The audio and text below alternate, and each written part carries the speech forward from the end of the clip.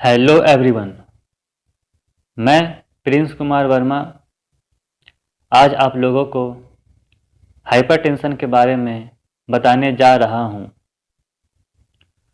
Hypertension या high blood pressure, जैसा कि नाम से ही पता चल रहा है, ब्लड में प्रेशर का ज़्यादा होना। The long term force of the blood against your artery wall is high enough. ये आर्टरी है और यहाँ पे आर्टरीज पे नॉर्मल प्रेशर पड़ रहा है, आर्टरी के वॉल पे। यहाँ पे आर्टरी के वॉल पे फैट या फिर कोलेस्ट्रॉल का बिल्डअप हो रहा है, जिसे हम लोग प्लेक बोलते हैं, फॉर्मेशन ऑफ प्लेक, जिसके कारण आर्टरी जो है वो कॉन्स्ट्रिक्ट और नैरोइंग हो रहा है, जो हाई ब्लड प्रेशर काउज कर रहा है। आइए इसको समझते हैं डिटेल में। एक ह्यूमन के हार्ट में 4 चैम्बर होता है, 2 राइट साइड, 2 लेफ्ट साइड। अपर चैम्बर को ऑरिकल बोलते हैं, लोअर को वेंट्रिकल। राइट पार्ट के फर्स्ट अपर चैम्बर पे बॉडी से ब्लड आता है, वो राइट वेंट्रिकल पे जाता है, यहाँ से वो लंग्स में बाहर निकल जाता है।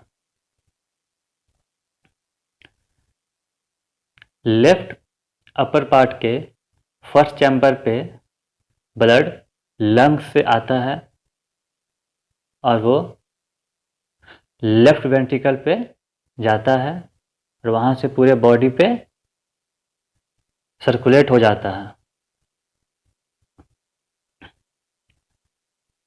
यहाँ पे चूंकि लेफ्ट वेंट्रिकल से ब्लड पूरे बॉडी में सर्कुलेट हो रहा है, जिसके कारण लेफ्ट वेंट्रिकल का जो वॉल होता है वो थोड़ा थिक होता है। यहाँ पे लेफ्ट वेंट्रिकल से ब्लड पहले आर्टरीज पे जाता है, आर्टरीज के बाद आर्टियोल्स पे जाता है, आर्टियोल्स में जाने के बाद कैपिलरीज में जाता है और कैपिलरीज से बॉडी ऑर्गन में ब्लड ट्रांसफ़र होता है और बॉडी ऑर्गन से ब्लड वापस वेन्यूल्स में जाता है और वेन्यूल से मेन वेन में जाता है और वेन से वापस हार्ट में ब्लड चला जाता है। जब लेफ्ट वेंट्रिकल से ब्लड आर्टरीज पे निकलता है, उस टाइम पे जो प्रेशर लगता है वो 120/80 mmHg प्रेशर होता है। ये वो प्रेशर है जो हम लोग मेजर करते हैं। यहाँ के बाद जब आर्टरीज से आर्टियोल्स में ब्लड जाता है तो प्रेशर थोड़ा घटता है और वो 60 mm मरकरी हो जाता है। इसी तरह जब कैपिलरीज में जाता है तो प्रेशर घट के 12 से 15 mm मरकरी हो जाता है।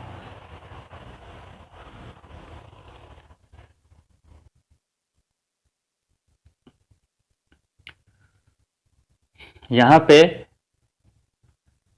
जब आर्टरी से आर्टियोल्स, आर्टियोल से कैपिलरीज में ब्लड ट्रांसफ़र होता है, तो अगर ये 120 जो प्रेशर आ रहा है लेफ्ट वेंट्रिकल से, ये अगर 190 या उससे अबव होता है तो कैपिलरीज पे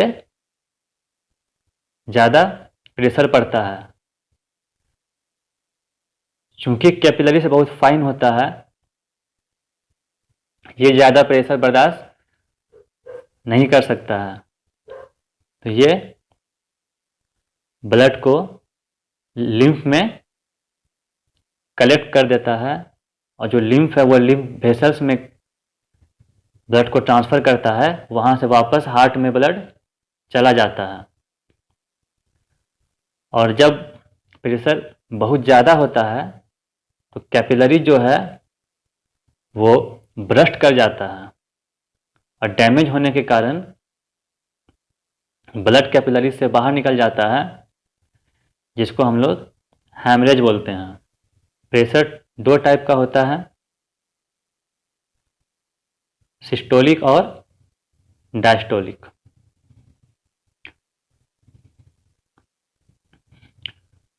systolic blood pressure, pressure inside artery higher when heart beat. जैसा कि हमने अभी समझाया, जब प्रेशर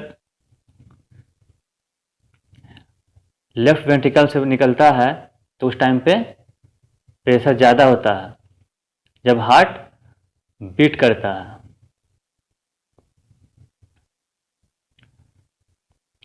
और उस टाइम पे जितना भी ब्लड है हार्ट में वो सारा कॉन्ट्रैक्ट होके बाहर निकल जाता है,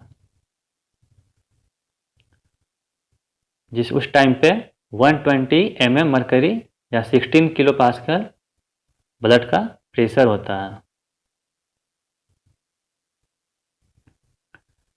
डायस्टोलिक ब्लड प्रेशर में जब हार्ट बीट करने के बाद रिलैक्स होता है तो दो बीट्स के बीच में उस रिलैक्स के टाइम को डायस्टोलिक ब्लड प्रेशर बोलते हैं। उस टाइम पे ब्लड का प्रेशर 80 mm मरकरी या 11 किलो पास्कल होता है, और इस 120 और 80 के बीच जो 40 mm मरकरी जो डिफरेंस आ रहा है उसको हम लोग पल्स प्रेशर बोलते हैं। यहाँ पे देखिए, जितना आर्टरी थिन होगा उतना प्रेशर ज़्यादा होगा, उतना फोर्स लगेगा, उतना ही वॉल्यूम लगेगा। ये सारे एक दूसरे के प्रोपोर्शनल होता है।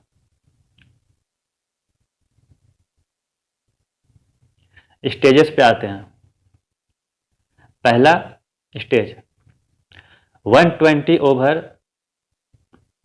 80 to 139 over 89 mmHg जब प्रेशर रहेगा तो उसे बोलेंगे प्री हाइपरटेंशन।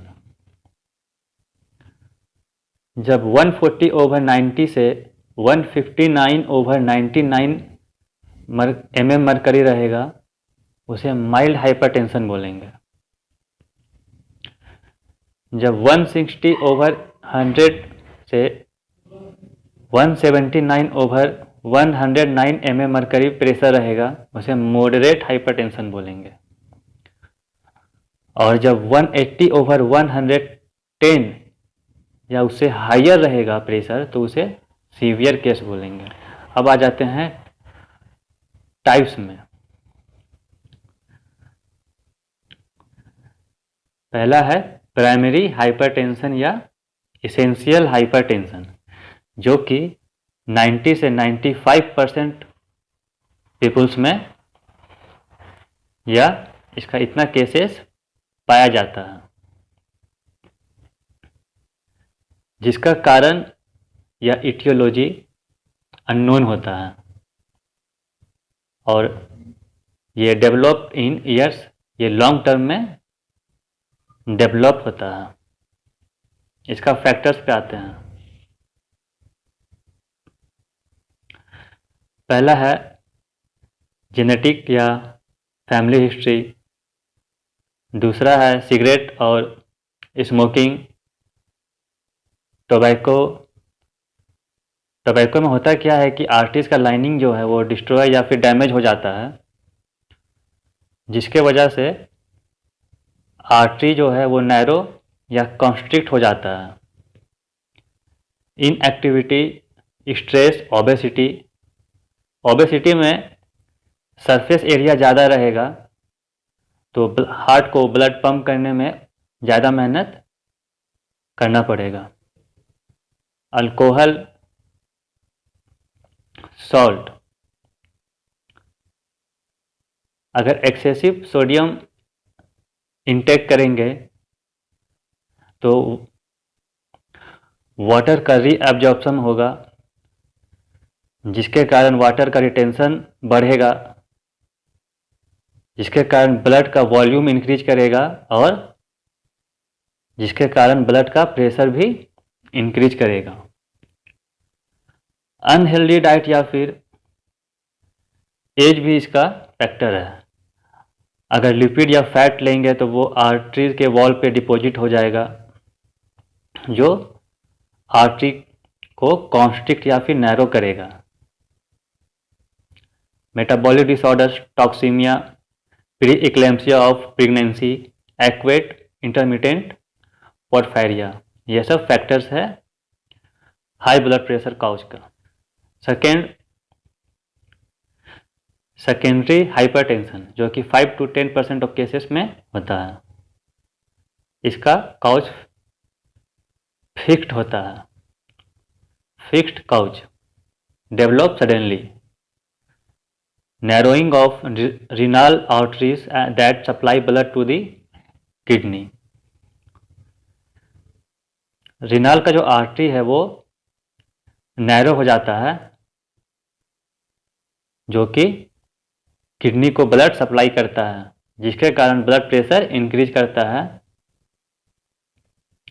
और किडनी पे जो ब्लड सप्लाई हो रहा है वो डिक्रीज करेगा,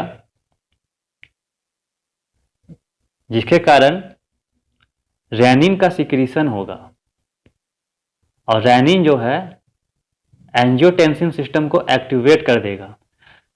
रीनल डिजीज में सोडियम का एब्जॉर्प्शन हो रहा है, जिसके कारण सोडियम फ्लूइड बैलेंस करने के लिए वाटर रिटेंशन हो रहा है, जिसके कारण ब्लड का वॉल्यूम बढ़ रहा है और ब्लड का प्रेशर भी इंक्रीज कर रहा है। एड्रिनल ग्लैंड डिजीज जो है वो एल्डोस्टेरोन या फिर कॉर्टिजोल का सिक्रीशन करता है। कॉन्स्ट्रिक्शन ऑफ ऑर्टा, जो कि लार्ज ब्लड वेसल्स होता है, वो भी नैरोइंग हो जाता है। Medications like oral contraceptive pills, pain killers, cold medications और ऑब्स्ट्रक्टिव स्लीप एपनिया, ये सब कॉज करता है नैरोइंग ऑफ आर्टरीज। अब आते हैं pathophysiology. Due to etiological factors, हम लोगों ने अभी जो भी फैक्टर्स, जो भी काउज देखा जिसके कारण से आर्टरीज नैरो हो रहा था और ब्लड प्रेशर इंक्रीज कर रहा था, अब उसका चेंजेस जो क्या है आर्टरीज के लाइनिंग पे वो देखते हैं।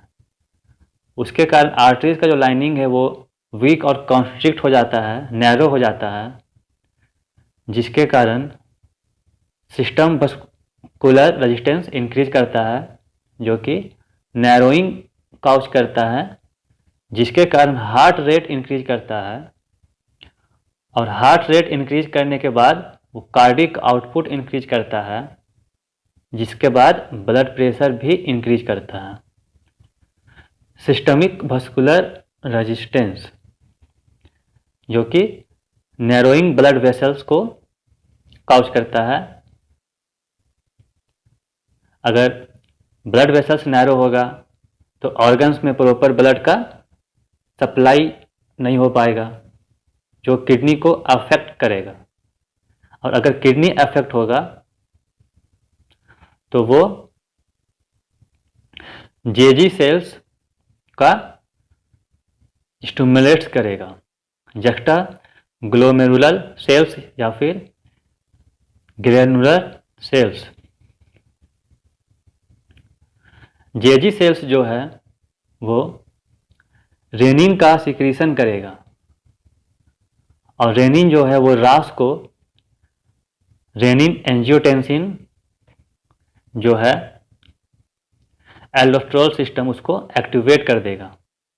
एंजियोटेंसिनोजेन जो है जो कि लीवर सिक्रीट करता है और प्लाज्मा में सर्कुलेट करते रहता है, वो एंजियोटेंसिनोजेन रेनिन की मदद से एंजियोटेंसिन 1 में कन्वर्ट हो जाएगा और ACE एंजियोटेंसिन कन्वर्टिंग एंजाइम जो कि लंग्स सिक्रीट करता है, ये एंजियोटेंसिन फर्स्ट को एंजियोटेंसिन सेकेंड में कन्वर्ट कर देगा, जिसके बाद वो रिसेप्टर से बाइंड हो जाएगा। एंजियोटेंसिन 1 जो है वो वैसोकंस्ट्रिक्शन करता है, वेसल्स को कॉन्स्ट्रिक्ट करता है, जिसके कारण ब्लड का प्रेशर इंक्रीज करता है। एड्रिनल ग्लैंड जो कि किडनी के ऊपर रहता है वो कॉर्टेक्स को स्टिमुलेट करता है, जिसके कारण एल्डोस्टेरोन का सिक्रीशन होता है जो कि सोडियम का रीएब्जॉर्प्शन करता है। अगर सोडियम का रीअब्जॉर्प्शन होगा तो वाटर एंड सोडियम का रिटेंशन भी होगा, जिसके कारण ब्लड का वॉल्यूम भी इंक्रीज करेगा और ब्लड प्रेशर भी इंक्रीज करेगा।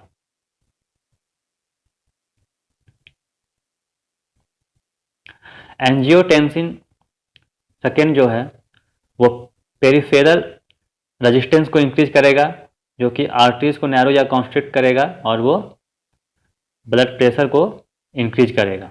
अब आते हैं क्लिनिकल मैनिफेस्टेशन या फिर साइन एंड सिम्टम्स पे। इसमें severe headache, fatigue and confusion, vision problems, chest pain, difficulty breathing, irregular heart beat, blood urine, papilloedema, ear noise, ये इसका साइन एंड सिम्टम्स है। अब आते हैं कॉम्प्लिकेशंस पे। किस ऑर्गन पे क्या कॉम्प्लिकेशंस करता है? जैसे किडनी में हेमेटूरिया यानी blood urine, uraemia, high level of urea in blood, proteinuria, excess of protein in blood, chronic pyelonephritis, continuing pyogenic infection of the kidney, acute और क्रोनिक ग्लोमेरुलोनेफ्राइटिस। एक्वेट का केस में क्या होता है? इन्फ्लामेशन और सबक्वेंट डैमेज ऑफ द ग्लोमेरुलाई, और chronic के case में क्या होता है? Group of kidney disease, polycystic kidney जिसमें क्लस्टर ऑफ सिस्ट बनता है, डायबिटिक नेफ्रोपैथी। ये सारा किडनी का कॉम्प्लिकेशंस था। अब आते हैं हार्ट के कॉम्प्लिकेशंस पे।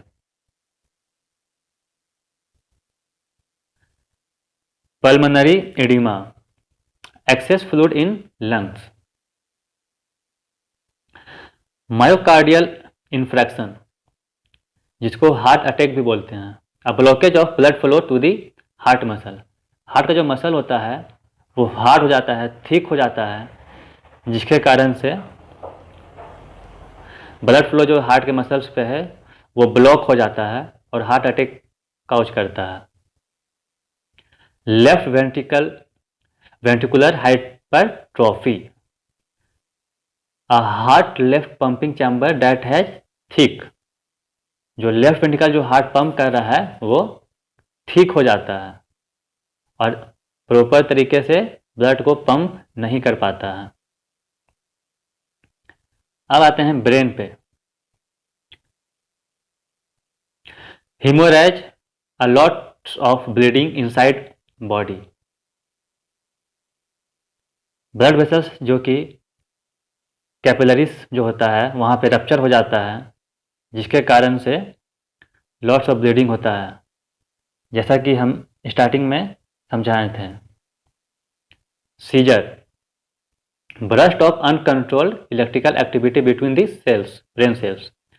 वस्कुलर डिमेंशिया, ब्रेन इसमें हो जाता है damage.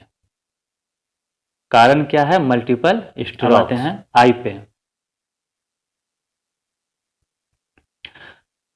एग्जॉट of fluid rich in protein and cellular elements,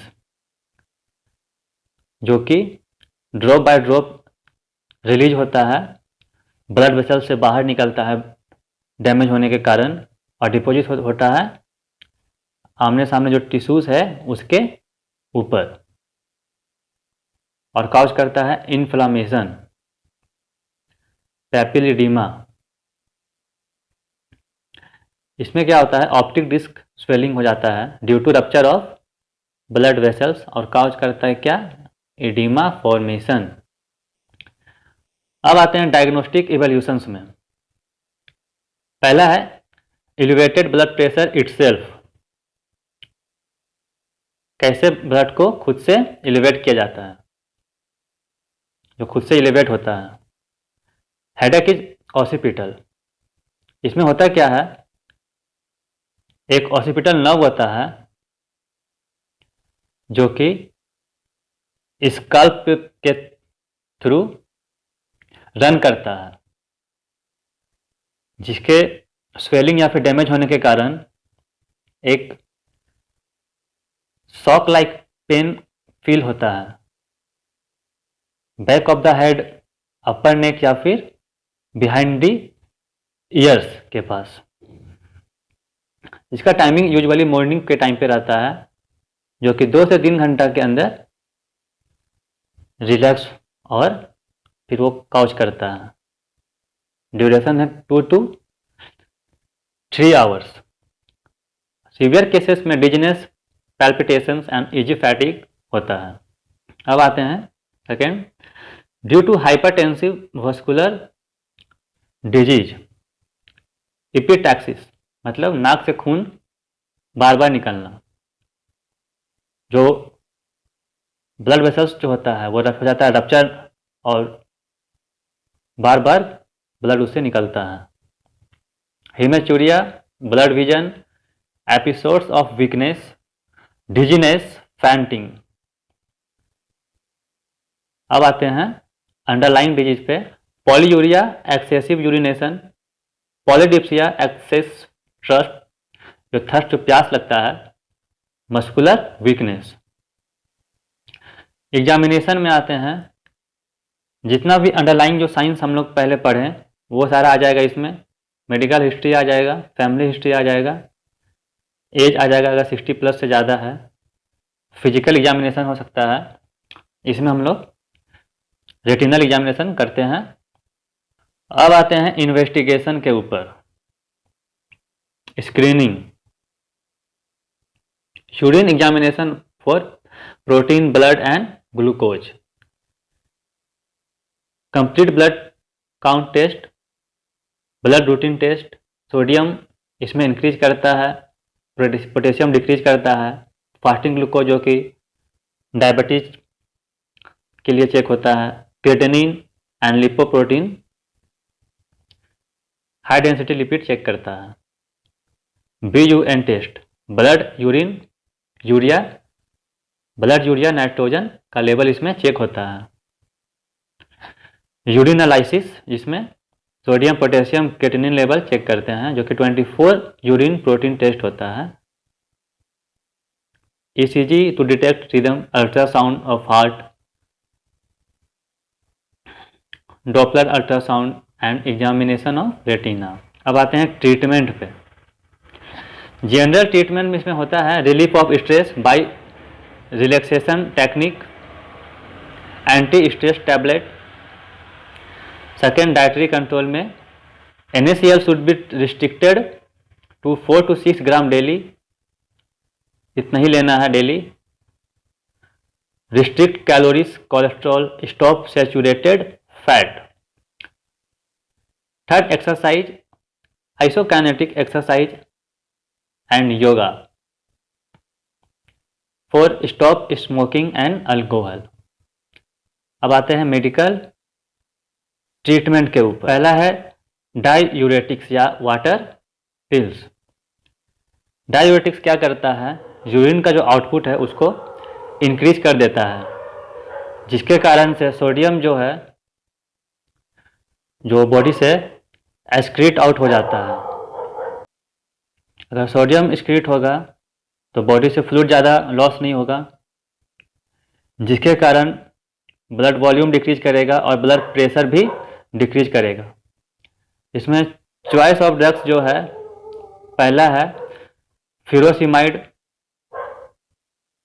दूसरा है जो फ्यूरोसिमाइड है 40 से 240 mg पर डे लेते हैं, दूसरा क्लोरथैलेडीन 12.5 to 50 mg पर डे, तीसरा स्पैरोनोलैक्टिन 25 to 100 mg per day. Second है बीटा ब्लॉकर, जो कि एक्सेसिव वर्कलोड को रिड्यूस करता है, ब्लड वेसल्स को डायलेट करके रखता है जिससे वो नैरो नहीं होता है,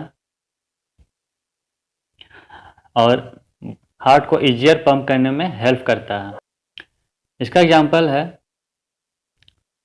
पहला propranolol 40 to 480 mg per day, atenolol 25 to 100 mg per day, reserpine 0.05 to 0.25 mg per day. तीसरा अल्फा ब्लॉकर्स,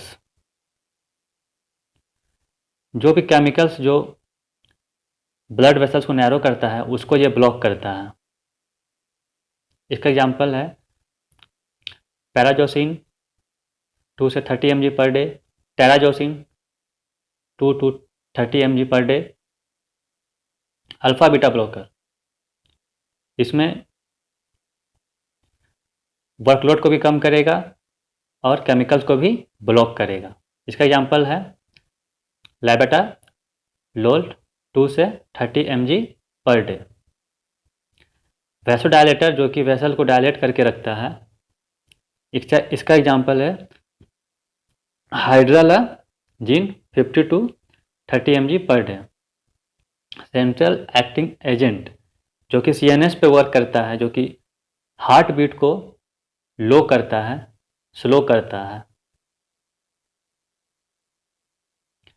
इसका एग्जाम्पल है clonidine 0.2 to 1.2 mg per day, methyl dopa 500 to 3000 mg per day. Next ACE inhibitor, जो कि ACE formation को block करता है। इसका example है captopril 25 to 150 mg per day, ramipril 1.25 to 20 mg per day. Angiotensin second receptor blocker, जो कि angiotensin का एक्शन को ब्लॉक करता है। ACE इनहिबिटर क्या था, फॉर्मेशन को ब्लॉक कर रहा था, और यह है एंजियोटेंसिन सेकेंड एक्शन को ब्लॉक कर रहा है। इसका एग्जाम्पल है losartan, irbesartan 10। Next renin inhibitor, ये रेनिन का फॉर्मेशन को ब्लॉक करता है। इसका एग्जाम्पल है टेक्टूरिया।